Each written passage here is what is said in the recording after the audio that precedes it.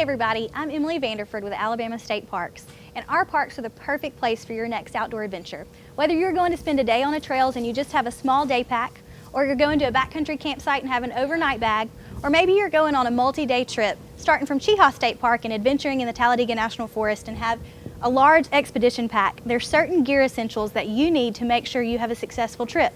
So we're here today at Mountain High Outfitters at the Cahaba Village location with Ryan Cavender, and he's going to walk through some things that we need to have a successful trip. Thanks for having us, Ryan. Oh yeah, thanks again for the opportunity. Absolutely. So if we're getting ready to go out and enjoy a day in the parks, what are some gear essentials that we need to make sure we have a good trip? Yeah, so whether you're doing a day trip or an overnighter, water is a big consideration. Hydration, key factor. Okay. So whether you're choosing a pack that actually has a built-in hydration system, like this guy, you can see the tube here runs down to the shoulder strap, Sure. so you get easy access. Okay. Or you can add a hydration system to any pack. Most all of them are coming with sleeves these days, so you can slide it right back down in, drape the hose over the shoulder, and you're good to go. Okay. What's the advantage to having something in a bag like that instead of maybe, say, taking a water bottle?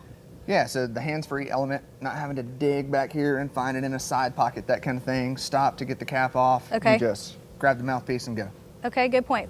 If I did want to take a water bottle, I didn't want to fool with a pack that had that hydration system in it. What are some good choices for water bottles? Yeah, totally. So there's plenty of options out there these days. The classic would be a bottle like this guy that you Yes. could use obviously for water, or you can use it for granola. It makes Sure. a great trail mix bottle. That's a good thought. And then you've also got the insulated options. So these things will keep water or whatever liquid you choose to put in here, hot or cold, for a good long while.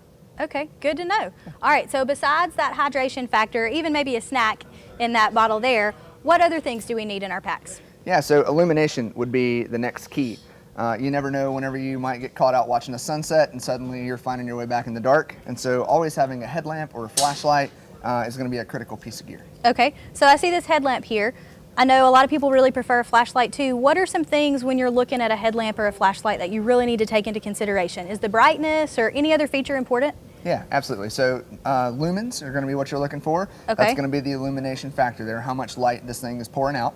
Okay. And then also the weight, so you want to make sure that you stay in that lightweight category since you're going to be carrying it. Okay. And then a lot of options in both headlamps and flashlights these days are waterproof. Okay. So that's a really worthwhile investment, is to go ahead and get a waterproof That option. sounds like a good idea. Yeah. As far as lumens, is there kind of a minimum that you feel like people need to make sure they have to make sure their path is lit? It's everybody's got their own take on that one. I think the 250 mark is kind of right around the median. Okay. A little more, a little less, you should be good. All right, thanks. Okay, so we've got hydration taken care of, illumination taken care of. Anything else we need to have with us? Yeah, one thing to think about is to always have some protection from the weather. Here we are in Alabama. You never know when an afternoon thunderstorm is going to pop up. That is true. And so having a really lightweight rain jacket, one that is fully waterproof, is going to be most appropriate. They make them super light nowadays. This particular model actually packs down into its own pocket. Very nice. And so it fits into even the smallest day pack. And this Okay. is pretty standard in the lightweight rain jacket category across the industry. Okay. Yeah. I know in Alabama we oftentimes think that our weather's pretty mild, but sometimes nights do get cool. Is there anything that you recommend kind of as a backup option if it does cool off and we might not have a jacket that covers us? Do you have anything that's made for those kind of situations? Yeah, totally. So the layering system is really important in the outdoor world, probably worthy of an entire different video segment. We'll be looking forward to that one. Okay, but great. having just a mid-layer insulator like the one that Okay. I'm wearing now, something either in the synthetic category, made with synthetic fibers that's going to regulate body temperature, or if you appreciate the down option. Okay. So down feathers or the plumage of down feathers is a really good insulating option, and there's a variety of options there in terms of weight and size and cut. Okay. So, yeah. Okay, and I'm sure you guys probably have some emergency blankets and other stuff like that that we can throw in our packs just for that first aid and last minute, oh no, we didn't think this would happen, but it did, kind of gear in our bag. Yeah, absolutely. There's a whole smorgasbord of options as far as that goes, with fire starters and emergency blankets and that kind of thing. Good deal. All right, so it sounds like you have pretty much pointed out the major things we have to have, and we will be ready to go for our next trip. That sounds great. Thanks for having us. All right, thanks again.